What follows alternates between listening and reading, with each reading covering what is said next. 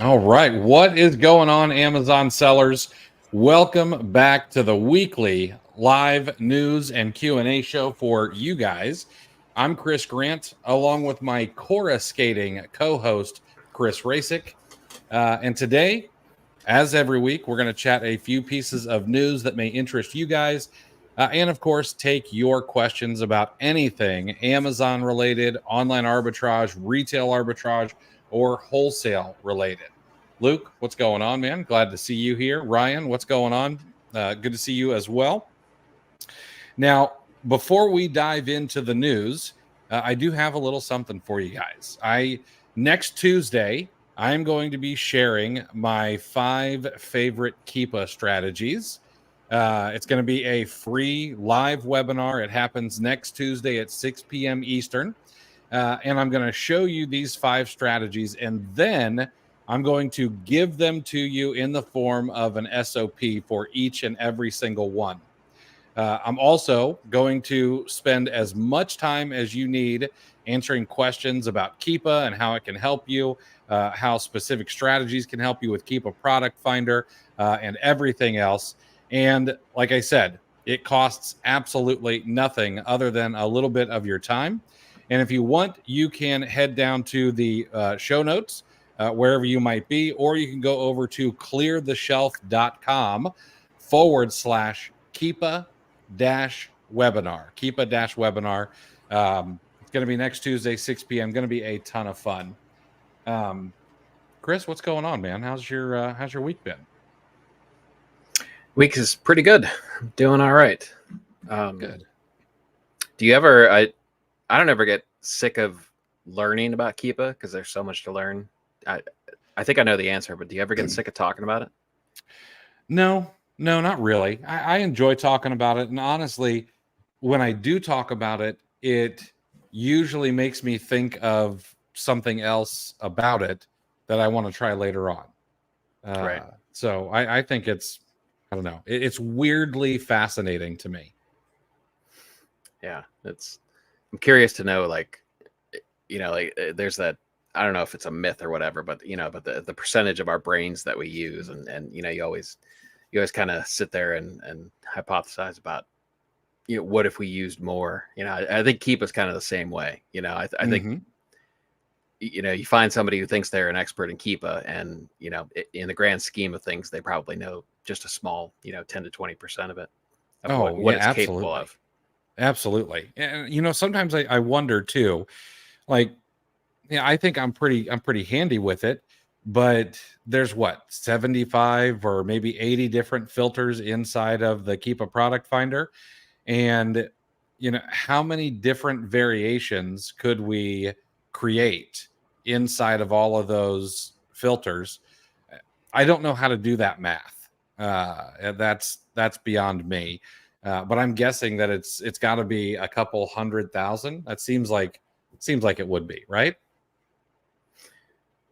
Yeah, I can't even. I just found out that like shuffling a deck of cards is, I mean, it's almost infinite, the possibilities. I'm still wrapping my head around that one, so I can't even get to Keepa filter variations. That's okay. See, now I have to Google that when we're done here. Yeah, I'll see you tomorrow. It's quite a rabbit hole. Right. I'll probably have to go lay down afterwards. All right. So Right. The first piece of news, FBA grade and resell. Now, I think that we've touched on this in the past. It was a beta program, so it was invite only, but it's out of beta and it's ready for prime time. Although if you read their FAQ page, there are enough typos and misspellings that they put this out too fast before the editor had time to go through everything. So here's what the grade and resell program is. Instead of disposing of or returning those items that were once unsellable, you can now let Amazon grade and relist them as used. So, and here's how it works. You have to enroll into the program. All right. And it's in your automated unfulfillable settings. And then once you enroll, you can submit items that have been returned to the program. Amazon then grades them. They check the condition. It's going to be in like used, like new condition, used acceptable, etc. And they'll even do things like factory resets for electronics that get returned. So it's going to be like a full service. And then they will relist it on Amazon. So Amazon creates the listing. You set the price though, and you get to choose. Like if it's used like new, you could say, I want the price to automatically go in as 95% of the new buy box. And if it's used fair or used acceptable, I want it to be 25% of the buy box price. They have 4 conditions that they get them into. I didn't write them all down, but it's going to be anywhere from used like new to used acceptable.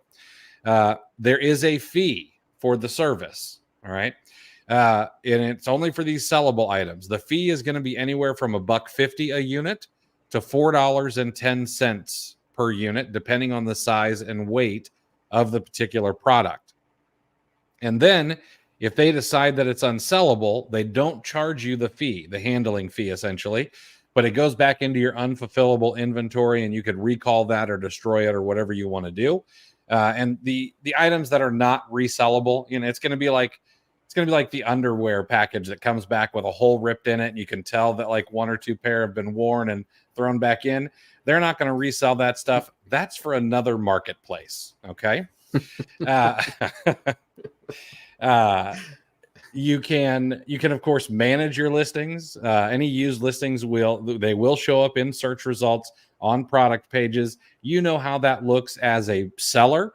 You click in and you can see you're never really going to get like the buy box, unless it's like a book or maybe a used video game or something. But if someone clicks in to look for a used product, it'll show up there. And they do get sales, just not a ton. Some people do buy used products outside of video games and books. They do go and buy used electronics and all those kind of things. Now, the other thing is Amazon is going to be waiving the processing fee for now. Now, the page showed 2 different dates. The first date it showed was November 6, 2022. This program didn't even exist then, so I'm sure that was just a fat finger. But the second just says late 2024. My guess is they tipped their hand with the November 6, and November 6 is when they're going to start charging for them handling your products. Now, there are some exclusions. So if the item, you're restricted to customer returned items only at certain fulfillment centers, which I thought was a little strange. And I don't know whether they're going to start trying to send all returns to specific fulfillment centers, or if they're just going to be like, oh yeah, we got this iPad back, but it went to, the San Jose fulfillment center, and we only grade and resell these out of the Reno location. I don't know how that's going to work out. Some items are, of course, not going to be eligible. That's going to be expired items, hazardous items, anything that's been recalled, and interestingly, anything under $15 in sales value. So if you're going to sell it for less than $15, you cannot use the grade and resell program. I'm guessing they want to make this worth their while, and this is a good idea for them, because the amount of returns that they get is a ton, obviously. But the other thing is this reminds me of the Henry Ford moment when they came up with Kingsford charcoal. Okay, they're taking the stuff that they would normally either make you take back, or that they would destroy, or they would sell to B stock or whatever it is. They're now going to turn this into a profit center. They've got to handle it anyway, so why don't they just look at it, charge you a fee, and then list it back on the most trafficked website in the world and get you for another fulfillment fee once it sells. I'm not saying that sellers need to be happy about this, other than the fact that maybe they won't have to recall things quite as often. But from an Amazon standpoint, I find this to be absolutely genius of taking your waste and turning it into a profit center. Now, there are some tips that they put out. They did admit that used items are going to sell slower. Amazon is not known for used items first. They're known for new items first. And so they suggest that you make sure that you are very competitive on your pricing. And they even mentioned using ads to help speed things up. So are they going to allow ads for used products in the future? That is also kind of genius, giving you another lever to pay them more money to try to move some of your product. And they also said non-US sellers can join, and you can unenroll anytime if you're not happy with the way the program works. You can unenroll via the automated settings. So I find this program interesting, and I wonder how Amazon is going to screw up and tick off sellers. Yeah, this is great in theory. Mm-hmm. There's a lot of moving parts, a lot of seemingly overlap. I like the one pro tip: keeping your listings active to avoid stranded inventory. How does that work? If you're diligent about closing them out, and which is probably the best thing I've done for my account health is being diligent about closing my sold out listings out. How does that work? Good question. Yeah. And then I'm not interested in keeping listings active after they're sold through, even with the grade and resell program. I would much rather go to unfulfillable and then fix it later on. Yeah, which then begs the question of, okay, this used item, this not new item, if the listing's been closed, does that eliminate you from this program? Which is, I would imagine that's why they felt the need to mention it as a pro tip. Yeah. The very first question is do we trust Amazon to grade it? That's the first thing that popped in my head. Personally, no. I think this is an interesting program. And like I said, it's one of those Kingsford charcoal moments for me. That's what I thought of anyway. I don't think that I would want to participate in this program though. Which sucks because it would save money, having to recall products and have a service handle it for you or I mean, there's the opportunity cost of items just sitting here on the floor next to me, staring at me and mocking me. But I don't think that unless I hear a lot of good words from other people that I would want to test it out. Yeah. My initial thought was it has to be people doing just enormous volume normally, to where it has to make sense at some point to, if something like an Axiom is a no-brainer, that you're doing that kind of volume, and it's like, I can't even think about the UPS driver dropping all the returns that I get on my own front porch, so if you're already in the market for something like that, then this is a small percentage discount over, I think, what other companies like Axiom, I don't know the exact pricing, but I think this is just a smidge cheaper. Keeps it in-house, you avoid fees for them to transport. But overall, this is great for Amazon, which find me a policy that they've released in the last few years that doesn't fit that description. But yeah, how effective it'll be, and then the other question is, like you said, that November 6th, they said late 2024.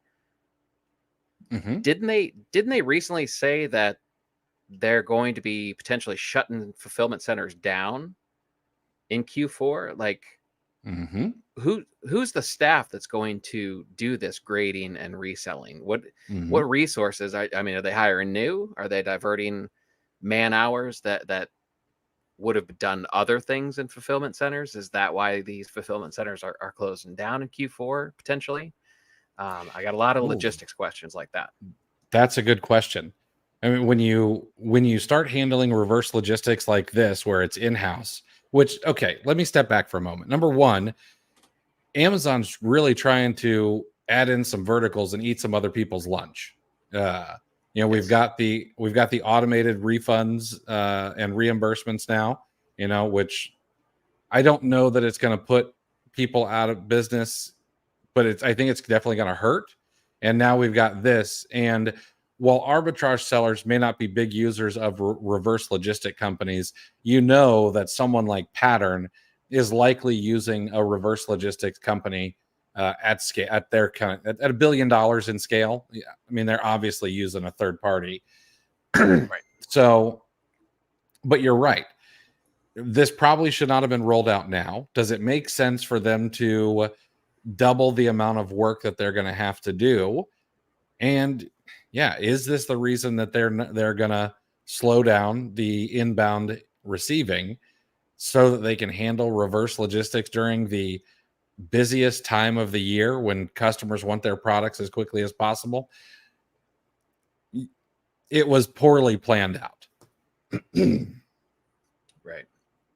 And can you imagine, like, as much as you hate FC transfers now, if you had a bunch of returns that are also an FC transfer, like, yeah, it's going to get its own page, right? Seller Central. Excuse me. All right. The next thing that's out there seem to be some beauty burdens on the shoulders of sellers right now. It seems that Amazon is overcorrecting on restricted product violations for beauty products. People have been getting hit with multiple violations a day, and the violations show that they're high risk.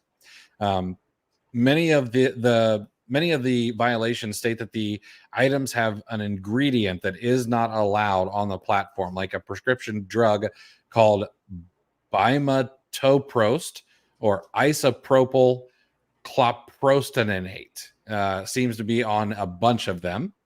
And when you reach out to Amazon, they're saying there's no restrictions, the listings are active, and the violation should fall off in a few days. But I've heard from some folks that these violations are not falling off and they're staying on there past the 2 days. One person was told, "Oh, well, it'll just come off in 180 days. Don't worry about it." Now, I'm sure that this is just some bot that's gone rogue. What is Amazon's AI called? I forget. Anyway, I don't know. Amazon's AI may be getting a little bit of sentience and deciding to do things its own way. But this is causing a massive headache for people. I'm hoping, though, that like other problems that we've had over the past couple of months, we had mass gatings in the beauty category that went away. We had a few other things that happened. Hopefully this just quietly goes away.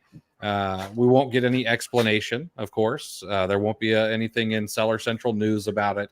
But I'm hoping that everything just kind of falls off in a week or so. So my advice would be, don't freak out quite yet. I haven't seen anyone get suspended over this yet. So, yeah, I had 4 of them pop up recently, and two of them went away on their own. Nice. One of them, and I waited a little bit too long on one of them, and it actually hit my score. I actually took an 8-point hit on my IPI. But actually, just this morning, Luke and I were talking about it. Actually, 2 of them dropped off on their own, and then the 2 of them that I did send an appeal in, I just sent a picture of the ingredients because they want the drug facts panel, right? And I looked up thanks to Perplexity AI, I looked up the rules and laws, and actually cosmetics, if it's just simply for appearance purposes, they don't require a drug facts panel. So I just sent the ingredients, and I said it's just a cosmetic. It doesn't by law, I try to make it sound official. I try to sound smart to Amazon. I said, by law, it doesn't require a drug facts panel. This is just cosmetics. It doesn't have that. And they were gone this morning. And then Nice. And then later this afternoon, I got my points back on my IPI score. So nice. I want to think that it's because you took the time to properly explain it and say by law and things like that.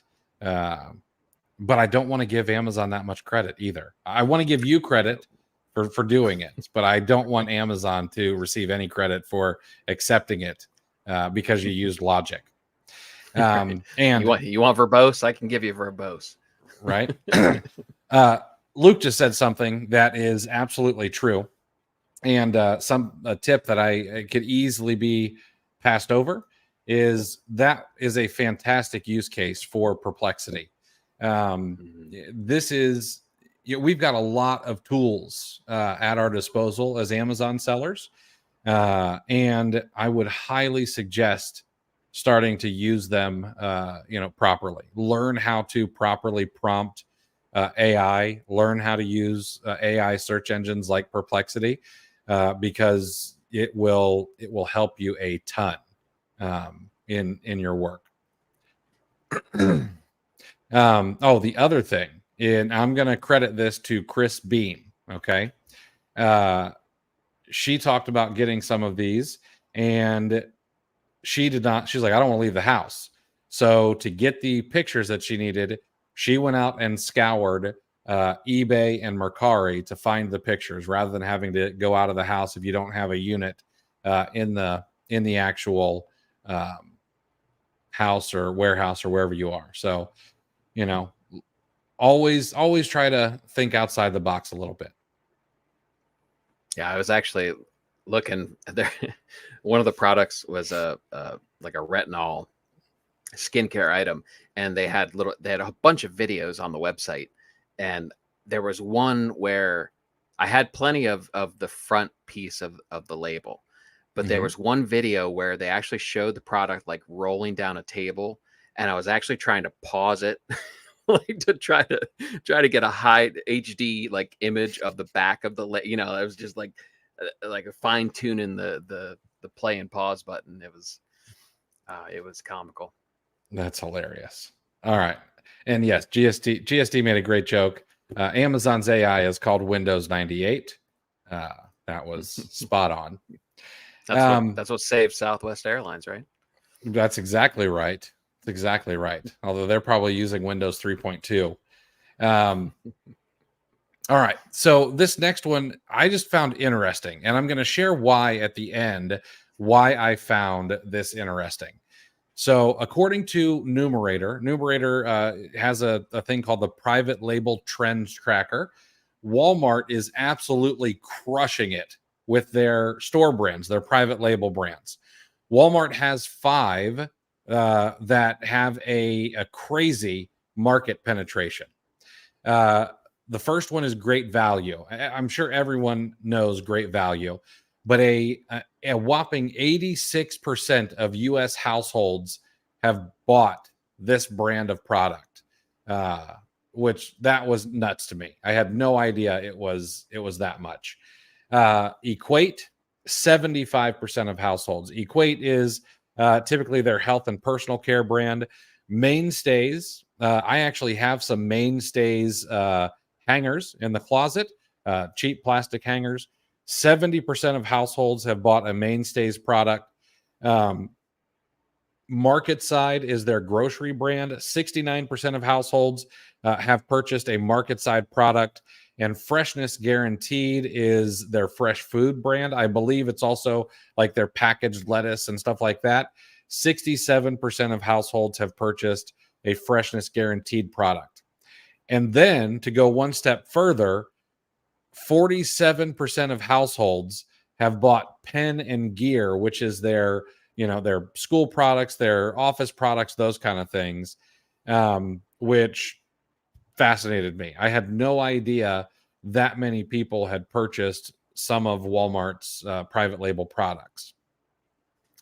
Now, other retailers are also doing well in the private label fight. Dollar Tree, Aldi, Target, and Costco made up the other top 10 brands. And there are certain sectors that are kind of dominating these private label brands, which what surprised me is office supplies actually lead with 38.7% marketplace share. So 38.7% of households have purchased some sort of private label office supply. Then I thought about it for a moment. I was like, oh, you know what? That actually kind of makes sense. I would imagine a lot of people who buy stuff from Staples or Office Max are probably buying some of their private label brands. But then Walmart, of course, has their own office supply as well. Home and Garden follows at 32.5% market penetration. Tools and home improvement stagned 29%. I would imagine the reason for that is because Home Depot, Lowe's, all of those places have their own private label tool brands. And then household products take 26.7% of market share. Aldi and Trader Joe's are the kings of relying on private labels almost entirely. 80% of Aldi sales and 69% of it's the other way around. Trader Joe's is 80% of sales are private label. Aldi is 69% of sales come from their own brand. Costco, Sam's Club, HEB, and Walmart all see more than 25% of their sales come from private label brands. Amazon, 3%. Wow. That with all of the fuss and sellers complaining about, oh, Amazon stole my private label product, I would have never have guessed that Amazon only has 3% of their own stuff being sold compared to everyone else. Yeah, that's shockingly low. Yeah. Now, something else I found interesting.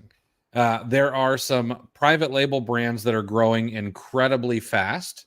Kroger's Smart Way is winning at 135% sales increase year over year. But right behind them is Dollar Tree's Be Pure, which is just nipping at its heels. And I'm guessing that it might be due to a lot of TikTok videos. There's been a lot of, oh, hey, get this dupe from Dollar Tree. Walgreens also is right on its heels, apparently. But 43% of consumers buy private labels to save money. 58% of consumers say that these brands offer good value.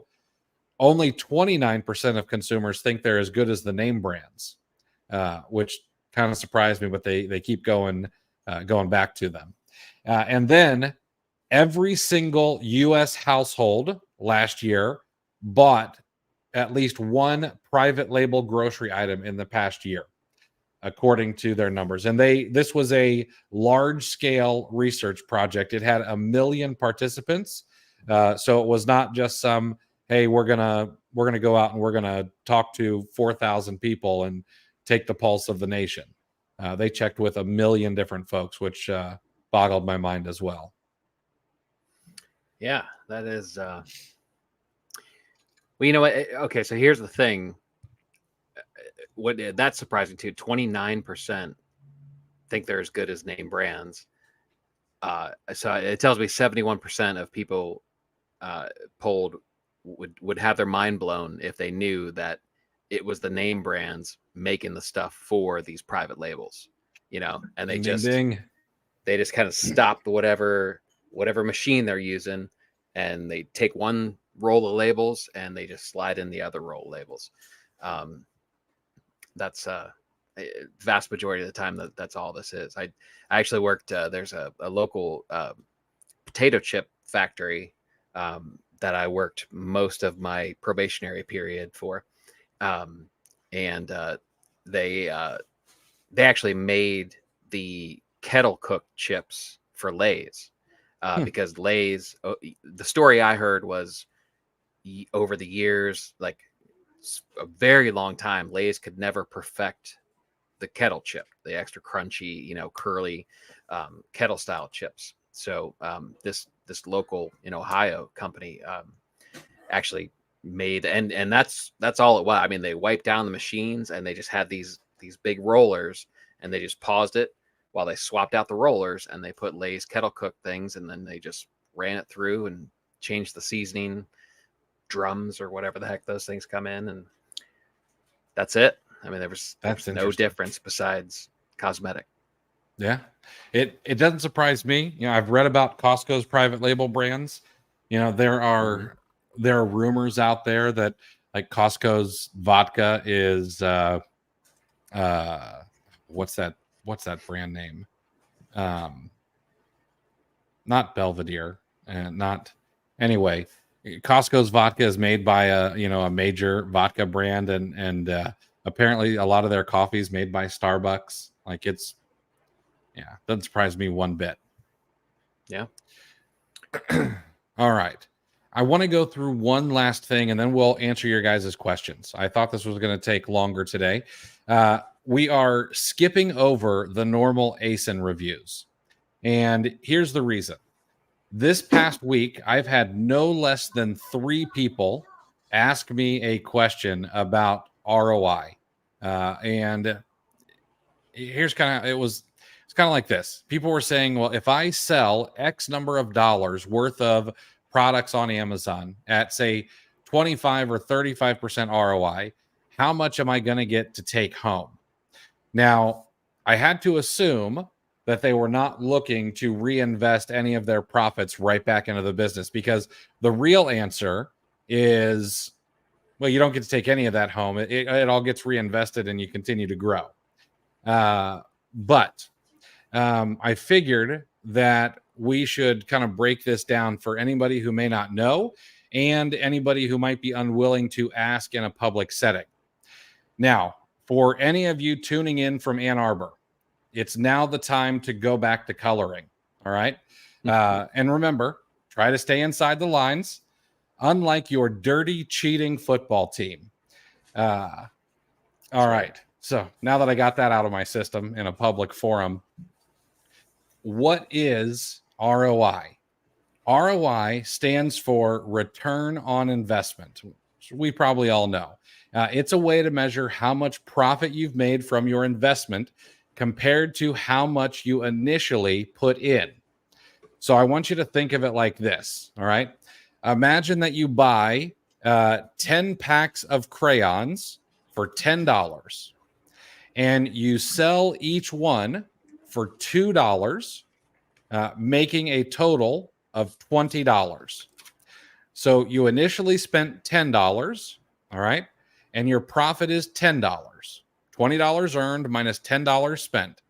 Now, ROI is going to help you understand how well your money was spent to make more money, all right? And the ROI formula is money earned, okay, or profit divided by money spent, multiplied by 100. And you then get a percentage, okay? So in the example above, we made $10. We divide that by 20. We get 0.50. You made a 50% ROI, okay?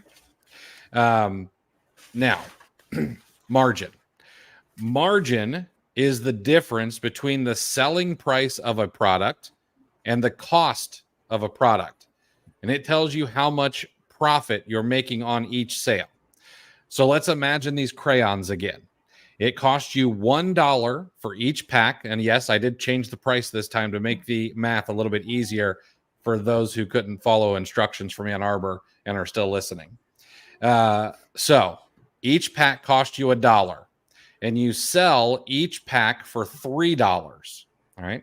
The margin is the extra money that you make on top of each pack after covering your costs.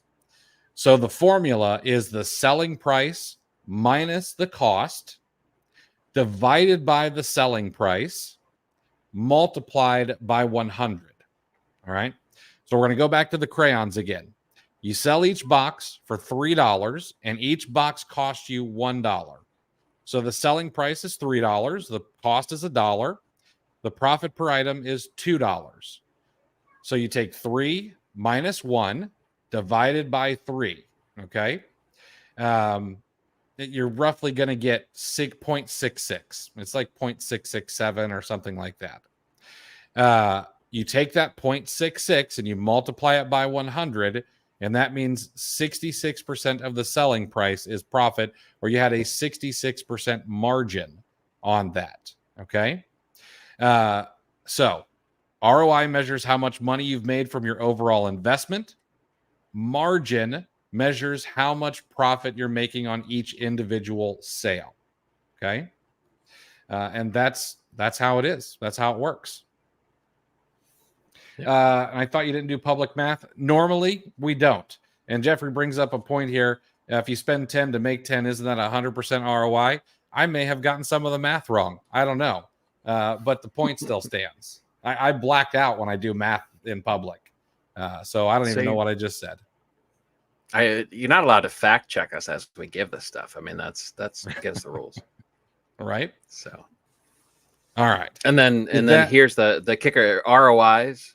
The ROI can be as high as possible, but your margin will never exceed 100%. It's impossible to exceed. So those are the parameters that those two are set within, if that helps. Exactly. Yeah. All right. Now that we've gotten all that out of the way, let's talk about your guys' questions. Let's see here. Julie. So I've received a few Voorhees letters about Legos and Newell. When should I be concerned about this? There's two answers to this, in my opinion. And the first answer is never, until they take you to actual court and you've got like a subpoena to show up in court. That is my opinion, and that is what I do. Everything from Voorhees goes straight in the circular file, right in the trash. Now, have they ever taken anyone to court? There have been an occasion or two, but based on the number of trees that they kill compared to how many lawsuits they actually file, the trees are losing big time. So personally, I would never be concerned about it. But if you are overly cautious or you have very little risk tolerance, then I would start being worried if those are certified letters. You know, you actually have to sign for them and they have proof that you got it and things like that. Or if they say, hey, you know, the next letter is going to be something that, you know, is us suing you. But what I would also do is it would probably be worth the investment to have a lawyer on retainer who can look at those for you and give you some advice. And then you make a decision based on what you want to do. And it's always suggested as you drive by Voorhees offices to roll down your window and give a certain one-finger salute. Absolutely. If anything, it nourishes the soul, the seller's soul. My grandfather always said, I'm just letting them know what their IQ is.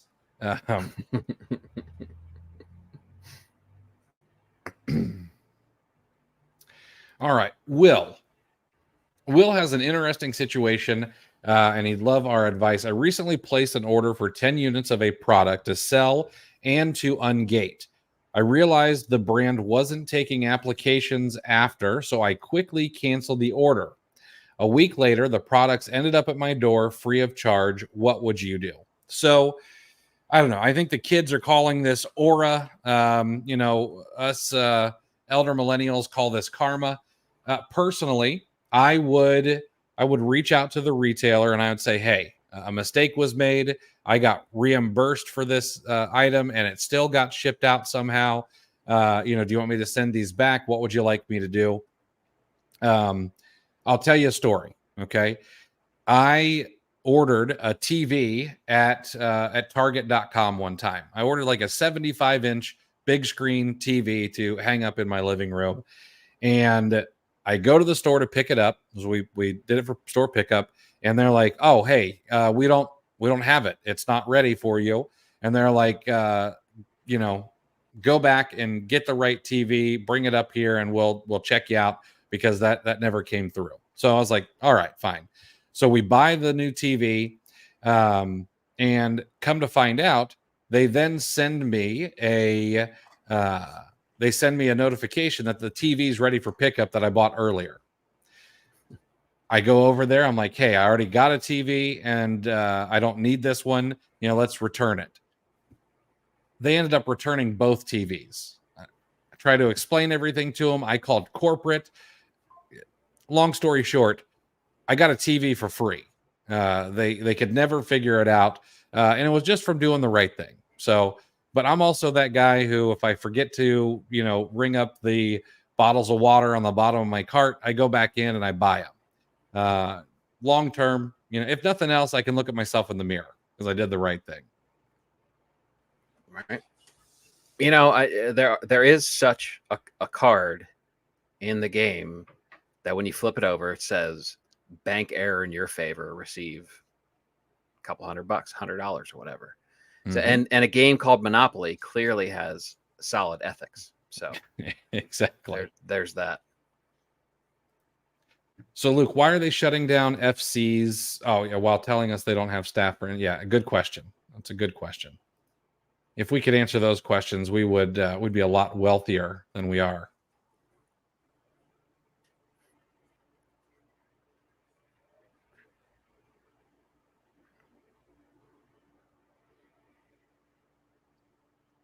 All right, you guys are short on the questions here this week. Let's see here. Oh, do you count the cost of shipping and Amazon fees into your ROI? Personally, I do, yes. Inbound shipping costs, Amazon fees are all taken into account in the ROI. Love the shirt. Thank you. Appreciate that. I thought this one was appropriate for today. How do I get past order cancellations at Walgreens? So here's the issue with Walgreens as of late. Okay. Walgreens seems to have decided to go away from shipping from fulfillment centers or a warehouse to shipping from stores instead. And so my opinion is that most of the order cancellations are not because they're worried about you ordering too much. It's more likely because stores don't have stock available. And my guess is that Walgreens does not have a system in place to send your order to the Walgreens they think has the items in stock. And when they don't, or they don't have enough, diverting those orders to other Walgreens to ship them to you, which I understand why. Can you imagine ordering 12 of something and each store shipping you out 2? It would not make sense for them economically, and they're already not doing super hot. So that there's not really any way around it. Here's what I would suggest. And we did this during COVID. Order online for in-store pickup, okay? And then go around and make yourself a loop, okay? There are several softwares out there that can help you with this. Of all things, MapQuest actually does one of the best jobs at this. And you can make yourself a loop and then go pick up all your orders. And then while you're at each store, do a little RA and check out the clearance section and things like that. But it'll be a lot easier doing that than trying to get them to deliver to you all the time. Yeah. Speaking of good old wags, is it time to worry about them yet? They've had one foot in the grave and the other foot on a banana peel for quite some time, haven't they? Yeah. But they never seem to go down. Well, I mean they've got several layers, like I mean they still have all those Rite Aids that, I mean, they're shutting those down. My Rite Aid down the street has 4 days left and pretty much everything is at least 70% off. Yeah. So, I mean, so you can shed Rite Aid. It's a separate company. I would imagine that they can kind of make it to where a lot of the bad numbers and stuff get shoved off in as they jettison Rite Aid. Like you said, the fulfillment center, dropping the fulfillment centers, it feels like they've got a really big buffer. Mm-hmm. But the question is, the bad news is just chipping away at whatever armor they've put up. I just saw it. I don't know if you saw the article. There's somebody big, a good news source, talked about how bad locking up the inventory has been. And it actually talks about how much of a benefit Amazon has had because of that, which we did talk about exactly that on one of our shows. Yes, we did. Yeah, it's not a good thing. And I'm always surprised how CVS is so far ahead of Walgreens, because I'm a fan of Walgreens over CVS. I could care not to enter a CVS ever again. I don't know why that is. I don't know why Walgreens is closer to my heart than CVS, but I don't know. I hope they figure it out. Maybe they need to go back to shipping from fulfillment centers. I don't know. I don't know what the answer is. You know what? And the problem, you have a bigger problem that isn't just Walgreens' problem. It's also CVS and all of the drugstores, is the fact that they're currently, and a bunch of different players with a whole lot of money, Amazon included, are trying to shake up prescription drugs. Yeah, that's true. We had the conversation about how much the drugstore relies on it. And actually, I think it's the same article that I referenced before. They talked about Walgreens, where essentially the front of the house is break even at best. That's everything on the shelves, everything people shop for. The money is made in the pharmacy. So now if you have Mark Cuban and you have Amazon coming in trying to upset the whole thing at the root of everything on how prescriptions are handled and paid for and distributed, just turn everything upside down, it may be the end for that business model completely, unless they shift drastically. Exactly. And I'll be honest with you, every time I go to pick up a prescription, I go at the pharmacist's lunch, which is frustrating as all get out. So I would switch to an online service. The only thing that worries me about an online service is if I have a medication that I need to have on a regular basis, what happens if they're a day late or 2 days late? It would, that's the one thing that worries me a little bit. Yeah. All right, let's see here. We've got Muhammad Ali. When reapplying for ungating, do you guys change the way you submit it, or do you do it again and again the same way? So I will submit the first one plain. Okay. Nothing special about it. Just here's the documents. On the second one, I will annotate. Now, you need to be careful, because a lot of people are saying, "Oh, well, you can't forge the invoice." I'm not talking about forging. I'm talking about annotating with a highlighter, with writing things on it. I use a software program, so I make sure that if the invoice is in all black ink, that the words that I might put on there are in red, and things are highlighted and pointed to with arrows and things like that. Outside of that, I don't really change anything up other than just resubmitting if I know that I'm in the right. You can do these little tricks like flipping things upside down or adding a cover page or all of those things. Do they work? Anecdotally, maybe they get an actual eyeball on there instead of an AI bot. But you just need to keep submitting. I change my file name every time, even if it's the exact same. That's a good idea. I'll change something in it just to get past any automation they have set up for duplications.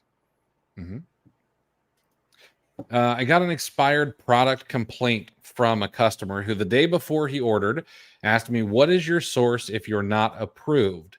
I think it's a competitor. I tried to lay this out to support and reported, but it all got rejected. I was going to let it go since it says zero impact to my health, but someone you interviewed said they worry about expired product. What would you do? I would want to prove to Amazon that it's not expired. I tend to try not to think that competitors are trying to hurt me. When that kind of thing comes up, what they messaged you is a little suspicious. How would they know whether or not you're approved or not to sell a particular product? So I would do everything I could to try and show that the item was not actually expired. Get images if you can, whatever you can do. Have you guys enrolled in the new option to sell your new items as used that Amazon announced today? You're going to have to wait until the replay comes because you must have missed our conversation about that at the beginning. But the short answer is no. I'm curious, do you guys ever talk about the American Express Plum Card? I know you're a big fan of getting rid of inventory in like 60 to 90 days. The Plum Card has 60-day terms to pay off the balance. I'm not against the Plum Card. However, I don't think the Plum Card has any, there's no points or anything, right? It's just a discount if you pay off in advance or something. Yeah, I don't think they do. Yeah. Plus, it's a personal card too, right? I think so. Yeah, I think it is. Go get yourself a Chase Inc. Business Premier card. Get 0% APR for the first 12 months. Plus, get like 120,000 points. Once you spend X amount of dollars, I think there are better cards. And if you have a problem, go get a second 0% APR card, and you can move things over if you want to. I don't want you doing that. I want you paying the cards off, but that's probably a better play than getting 60 days or whatever it is from American Express Plum Card. And if you cycle it, you can get 0% interest rate cards forever. If Chase would give me my damn card. Well, Jeffrey last week, he's got that. He's the one going after it was either 15 or 18 month 0% interest through US Bank, I think. Yeah. Yeah, we were talking about that on last week's show. So, I saw this. It sounds like something Chris Potter would have been tweeting about, or somebody on our podcast, but nobody really talks about the fact that the process that it takes to buy the inventory, ship it in, have it actually hit receiving and go live on Amazon, the cycle's longer than 60 days. You're not going to have your money back. Mm-hmm. You're not going to have the money from the products that you bought back in order to pay your Plum Card, right? It just, the cycle mm-hmm. takes longer than that for the majority of it. You may get a little bit of it, but it's not going to fit as nice and neat in that time frame. So there is a bit of, credit gymnastics that needs to be done if you truly want to avoid interest completely.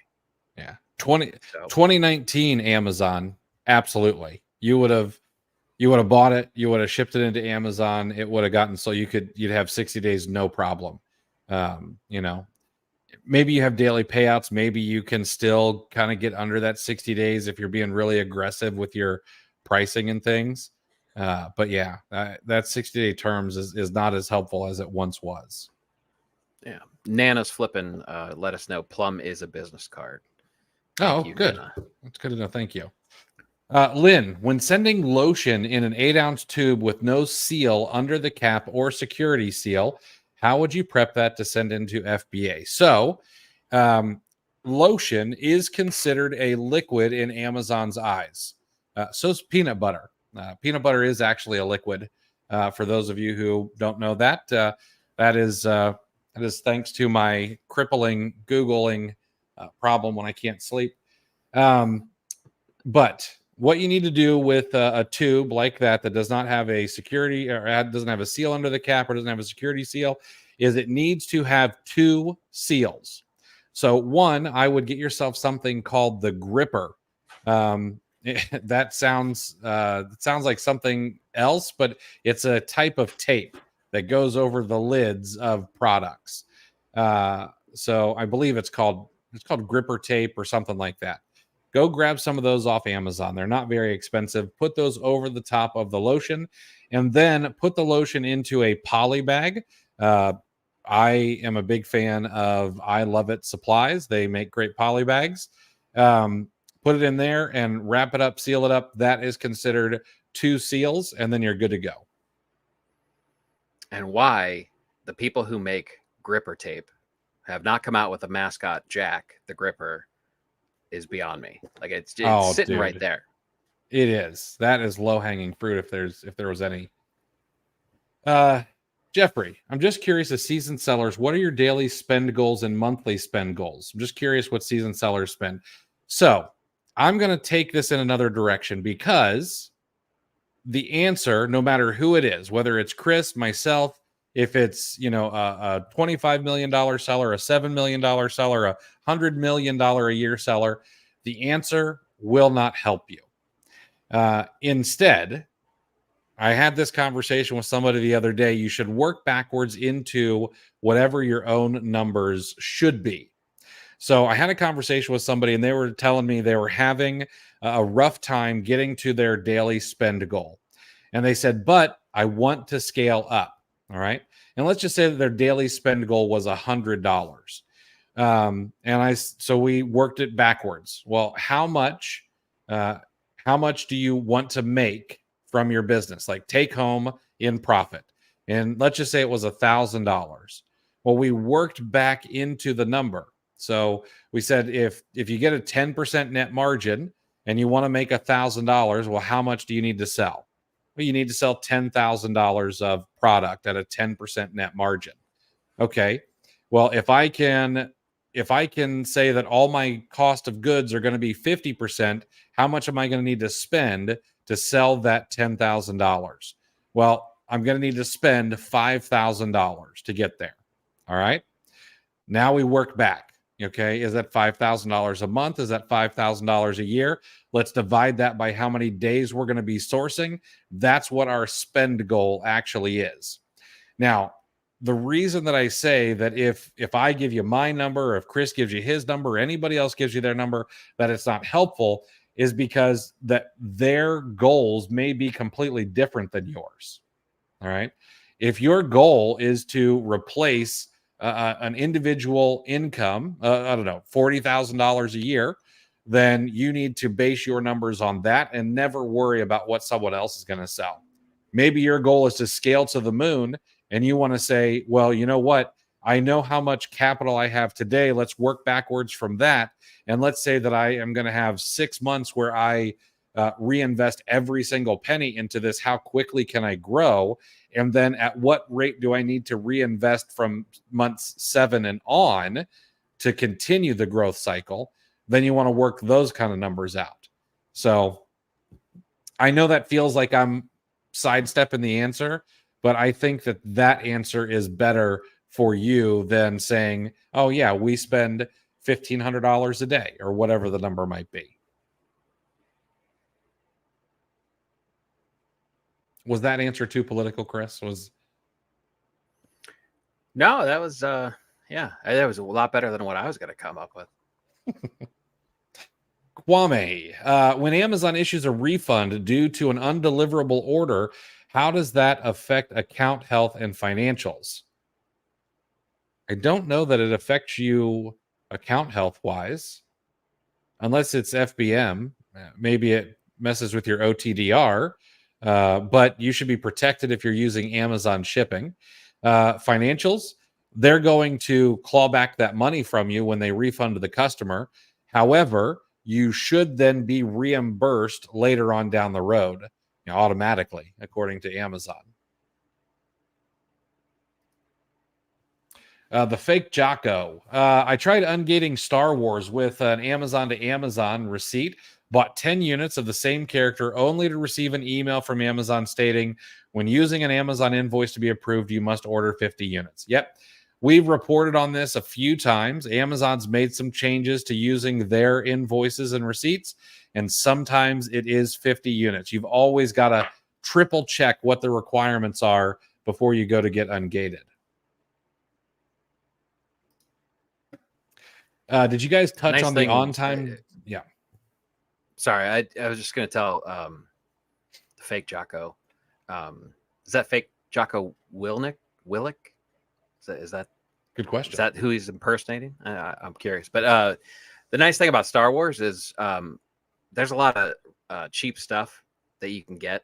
Like obviously the catalog of Star Wars toys is, they have just about everything. So keychains are dirt cheap. So if the 50 isn't feasible, going back to 10 from someplace like a Entertainment Earth or something like that it's not going to get too expensive for you. Mm-hmm. Did you guys touch on the on-time delivery rate for FBM rules? We did. That was last Wednesday. It is still up on YouTube. It's there for you to watch. We dive deep into that. Do you put your business address as billing for orders? LY, I'm not sure what that means. LY needed in order to use the invoice for ungating, but retailers cancel orders when they see LLC as billing because they think I am a reseller. You can put your name on an order because your name should be on your business credit card. It should say, Hassan and then, Hassan Dilmac LLC. So I would just use your name.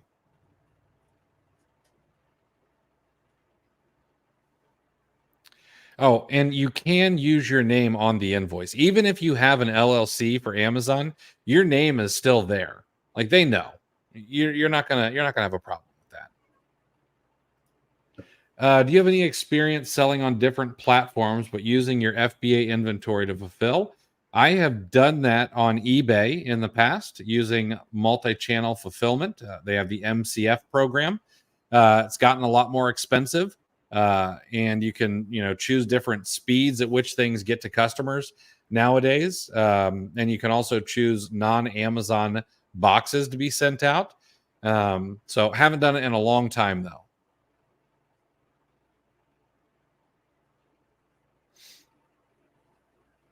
Let's see here. Any incoming courses for Q4 or challenges? So I'll tell you what, this is a good time to mention that next Tuesday at 6 p.m. Eastern, I'm going to be putting on a free webinar all about Keepa. I'm going to share 5 of my favorite Keepa strategies. And then I'm going to give you a gift. I'm going to give you all 5 of those in the form of standard operating procedures.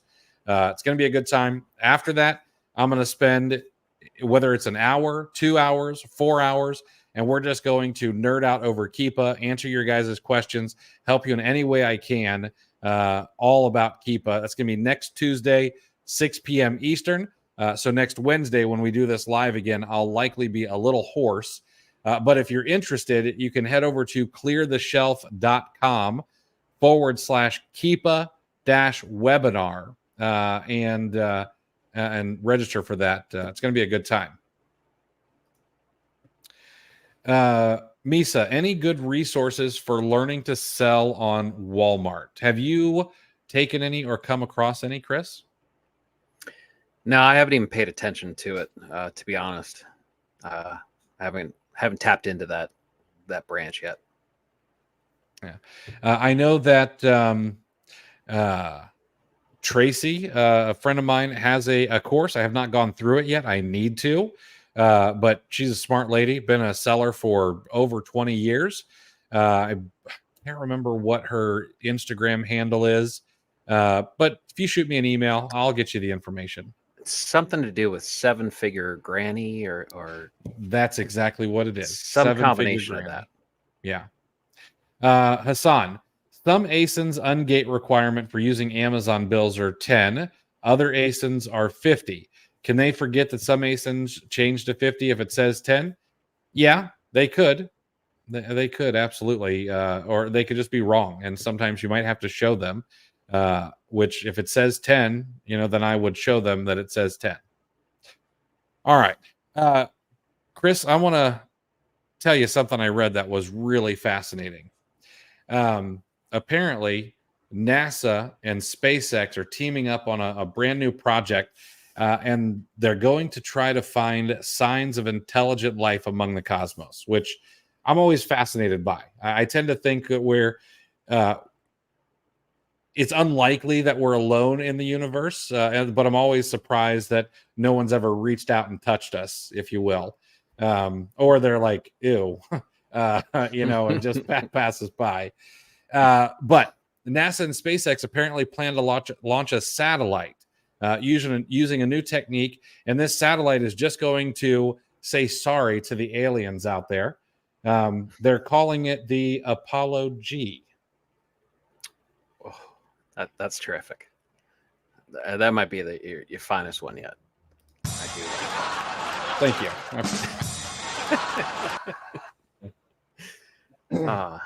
Everyone's familiar with this the scientist Pavlov, but a little known fact: it's reported that he had very extremely soft hair, and nobody talks about it. People like to talk about the work he did in his lab, but it's so soft because, of course, he conditioned it. So. Oh, that's so good. So good. All right. That's it for the show. Make sure to like this video to show your support for Jim Harbaugh being a cheater, and we'll see you next Wednesday on the next live show.